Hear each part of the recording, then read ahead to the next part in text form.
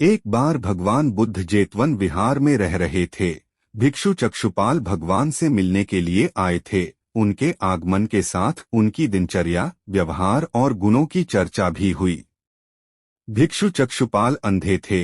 एक दिन विहार के कुछ भिक्षुओं ने कुछ मरे हुए कीड़ों को चक्षुपाल की कुटी के बाहर पाया और उन्होंने चक्षुपाल की निंदा करनी शुरू कर दी कि उन्होंने इन जीवित प्राणियों की हत्या की। भगवान बुद्ध ने निंदा कर रहे उन भिक्षुओं को बुलाया और पूछा कि क्या तुमने भिक्षु को कीड़े मारते हुए देखा है? उन्होंने उत्तर दिया, नहीं।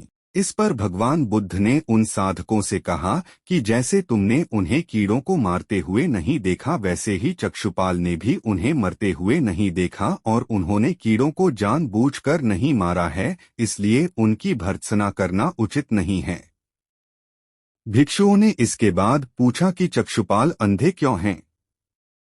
उन्होंने इस जन्म में अथवा पिछले जन्म में क्या पाप किए?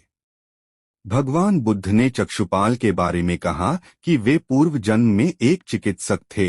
एक अंधी स्त्री ने उनसे वादा किया था कि यदि वे उसकी आंखें ठीक कर देंगे तो वह और उसका परिवार उनके दास बन जाएंगे। स्त्री की आंखें ठीक हो गईं, पर उसने दासी बनने के भय से यह मानने से इनकार कर दिया।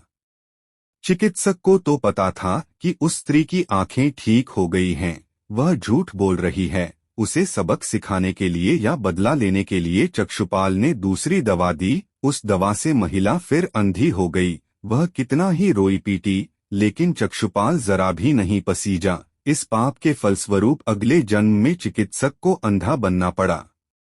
इस कहानी से हमें यह सबक मिलती है कि हमें कभी भी किसी के साथ बुरा नहीं करना चाहिए। यदि आपको इस कहानी से थोड़ी भी सीख मिली हो तो चैनल को अभी सब्सक्राइब करें और दोस्तों के साथ भी शेयर करें।